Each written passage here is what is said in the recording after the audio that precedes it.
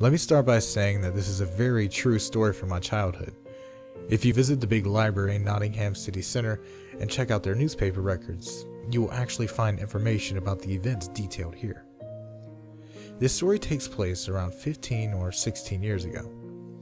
I was just 7 and my cousin Dale was around 9, maybe 10. He was staying with me while his mother was away looking after a sick relative. Since I was an only child, I didn't have many toys and my Sega Genesis was busted, and so we didn't have much things to do that were entertaining.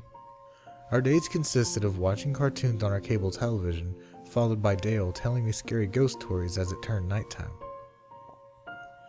My mother, sympathizing with us and wanting us to do something more active, decided to purchase a pair of walkie-talkies for us to play with. We had fun with them, journeying into the neighboring Straley village and hiding far apart in the woods while the other person would try and find them by using the walkie-talkie.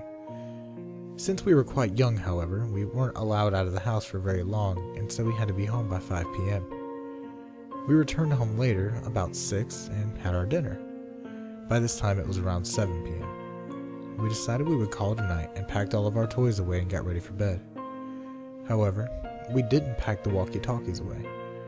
Dale was staying in the spare room and I had my own room, and so we planned to talk to each other through the walkie-talkies until we fell asleep. That's when we heard the thing that would change us forever. It was about 11 at night, and we'd been telling ghost stories over the walkie-talkies for hours. All of a sudden, whilst Dale was telling me a story about a monster that supposedly haunts the same woods we had been in earlier that day, his voice was cut off and replaced with the usual static noise that walkie-talkies produced when the talker has accidentally let go of the button used to speak.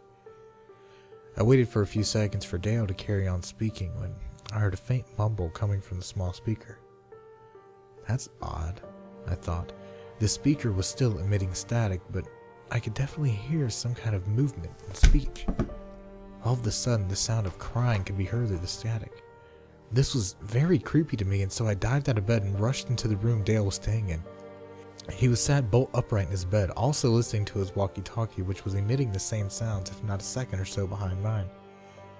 The crying grew louder. "What is that?" Dale asked.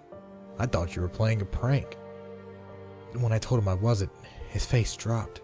He switched his off. The sound still emitting from the walkie-talkie I was holding in my hand, making it impossible for my walkie-talkie to be picking up sound from his. "This is creepy," said Dale. The crying and mumbles through the static seemed to get slightly clearer and louder. I switched mine off too and went back to bed. All kinds of ideas were flowing through my head. Perhaps I was picking up the sounds of the afterlife? Perhaps my walkie-talkie were simply broken and producing weird sounds that just sounded like crying and mumbling. I tried not to think anything of it and went to sleep. I was awoken the next day by a massive bang, in which seemed to be coming from downstairs. It was around 6 in the morning, and I rushed downstairs to find my mother and cousin Dale looking out of the living room window at our neighbor's house next door. A large police van had pulled up outside, and our neighbor Jessie was being led outside by several officers.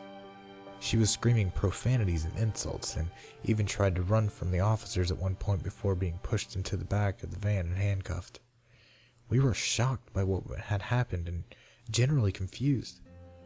Jessie had been a new neighbor, recently moving into the house next door with her baby after our old neighbor had died of old age.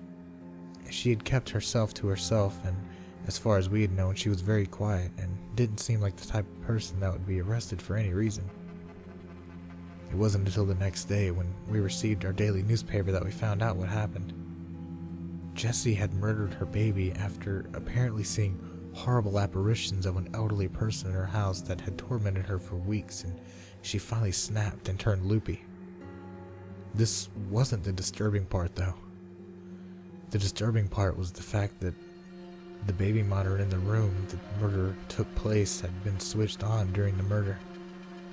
My cousin and I had heard everything,